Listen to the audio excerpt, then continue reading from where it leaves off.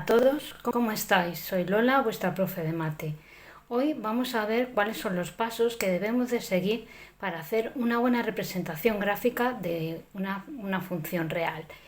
Veréis que en estos pasos vais a tener que dominar ya casi todos los aspectos asociados a una función, como son su dominio, si es periódica o no, los puntos de corte con los ejes, la simetría, las derivadas sucesivas, las asíntotas. Y es un proceso un poquito largo, pero que luego nos da una representación gráfica bastante acertada de la función. Bueno, vamos a repasar primero qué pasos debemos de seguir. En primer lugar, lo que habrá que establecer es el dominio de la función. Recordad que el dominio de una función son aquellos valores de la x para los cuales existe función. Y que no era lo mismo que la función fuera un cociente, que fuera una raíz o que fuera una función trigonométrica. ¿De acuerdo? Luego estudiaremos si la función tiene simetría. Había dos tipos de simetría. La simetría par, ¿vale?, que es con respecto al eje de la y se verifica que f de x es igual a f de menos x.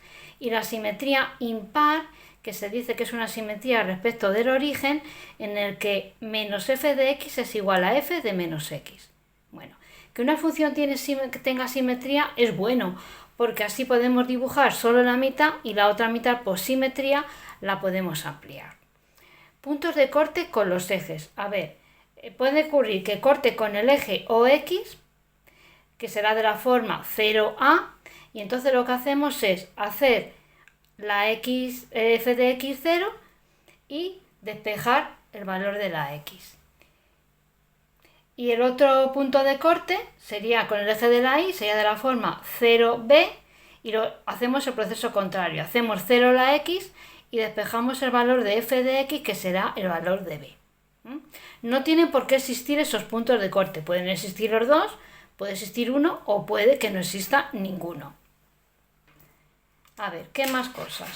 También es interesante saber si la función es periódica. Una función periódica es aquella que se repite cada t tiempo, cada t intervalo de tiempo. T se denomina periodo. ¿Veis? Van a ser funciones que cada t unidades se repite. Suelen estar asociadas a funciones trigonométricas.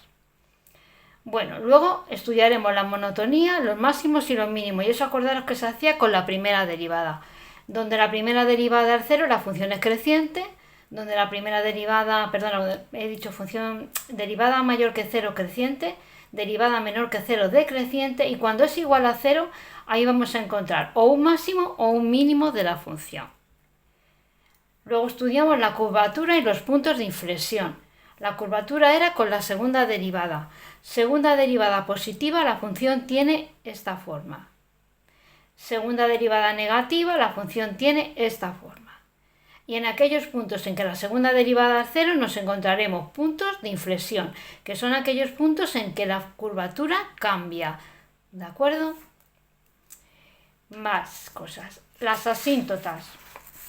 A ver, las asíntotas son rectas en las cuales la función se aproxima mucho, en general sin llegar a tocarlas. Desde luego las verticales nunca se tocan, porque las verticales suelen coincidir con los puntos que se quitan del dominio. Y una asíntota x igual a es vertical cuando el límite, cuando x tiende a de la función, es más o menos infinito. Repito, estos suelen ser los puntos sueltos que quitamos del dominio. Y luego tenemos las horizontales. Si tomamos el límite cuando x tiende a infinito y nos da un número, ese número es una asíntota horizontal. Y las oblicuas, que son de la forma mx más n, donde m lo calcularemos con este límite cuando x tiende a más o menos infinito de f de x partido de x, y n va a ser el límite cuando x tiende a infinito de f de x menos m por x. Bueno, estas dos, horizontal y oblicua, son incompatibles, es decir, que si yo pruebo que existe horizontal, ya no hace falta que pruebe si hay oblicua porque no la va a haber. Y al revés.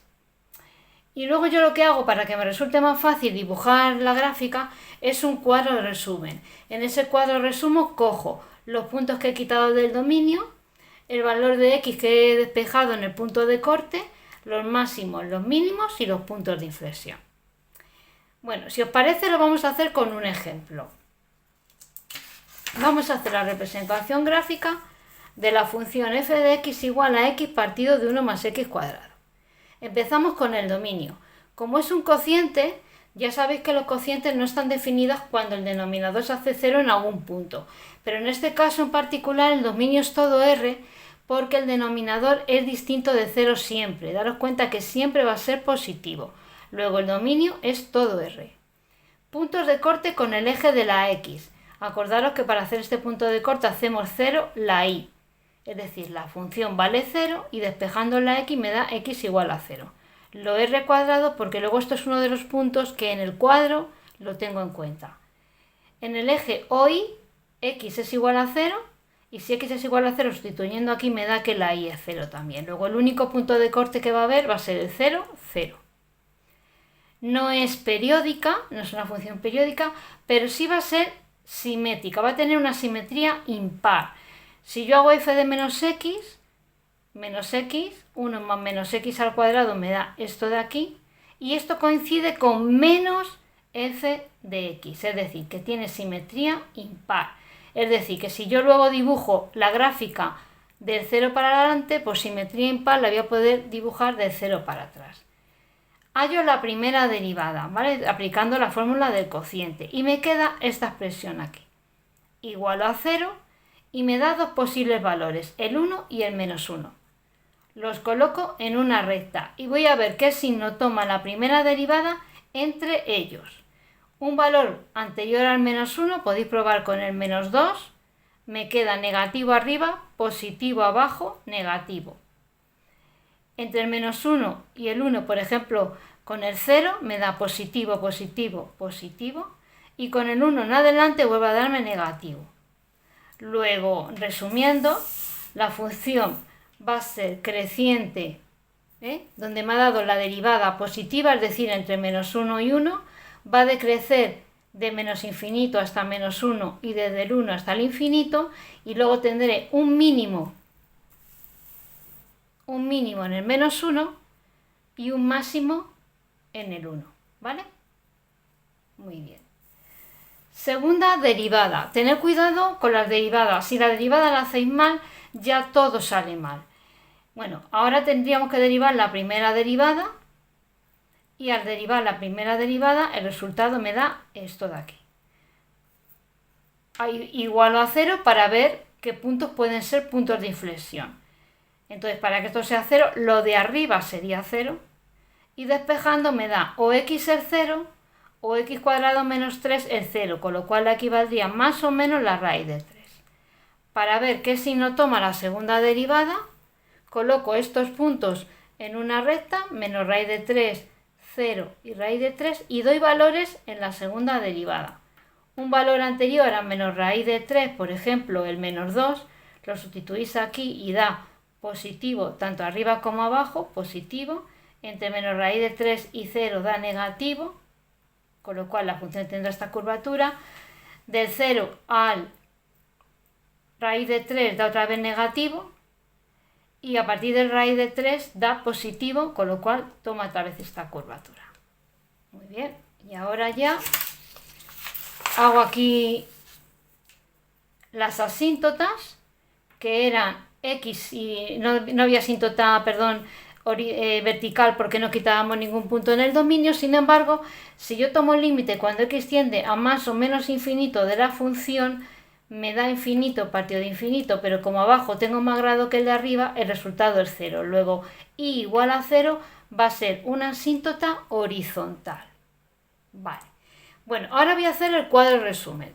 Os he dicho que como tiene simetría impar, voy a hacer solo medio cuadro resumen, porque el otro medio sería por simetría más o menos equivalente.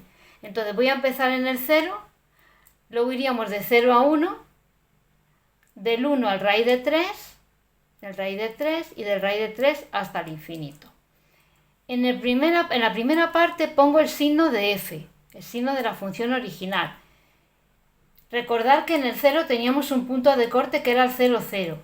Entre el 0 y el 1, si sustituís en la función original, da positivo. En el 1 da 1 partido de un cuarto.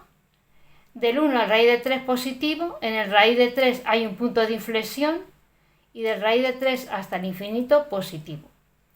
La monotonía me decía que crecía hasta el 1, donde tendríamos un máximo y luego decrecía. Y la curvatura me decía que tenía esta curvatura hasta que llegaba al raíz de 3, donde hay un punto de inflexión y luego cambiaba la curvatura. Muy bien. Vamos a pasar a dibujarla.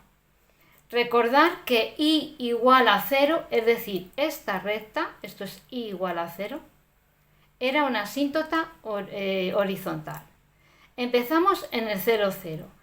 La función viene polo positivo, creciendo y con esta curvatura, hasta que alcanzo un máximo en el 1, un cuarto. Entonces sería positivo, creciendo, un máximo en este punto. Luego, positivo, decreciendo, con la misma curvatura hasta que llego al raíz de 3, que voy a tener un punto de inflexión. Positivo, decreciendo y con la misma curvatura, y aquí tengo un punto de inflexión. Y a partir de aquí es positiva, decreciendo y cambiando la curvatura, es decir, que tendré que hacer así, muy levemente, porque está muy cerca del eje, acercándome a la asíntota sin llegar a tocarla. Y ahora, ¿cómo dibujo este trozo de aquí? Pues como tiene simetría impar, lo que hago es hasta el -1, repito, así, ¿veis? Aquí cambiaría hasta el menos raíz de 3, que tengo un punto de inflexión, y a partir de aquí, como en este caso, se acercaría sin llegar a tocarla. Entonces la simetría nos ha ayudado a dibujar la gráfica dibujando solo media y trasladándola por simetría impar al otro lado. Bueno, pues esto es un ejemplo, pero considero que no son suficientes. Os voy a dejar aquí 2 ejemplos para que los intentéis hacer vosotros y en el próximo vídeo los vamos a corregir, a ver qué tal os han salido. Bueno, espero que os haya resultado de vuestro agrado y que sobre todo os haya resultado útil para entender un poquito mejor cómo se hace una buena representación gráfica. Un saludo. Chao, chao.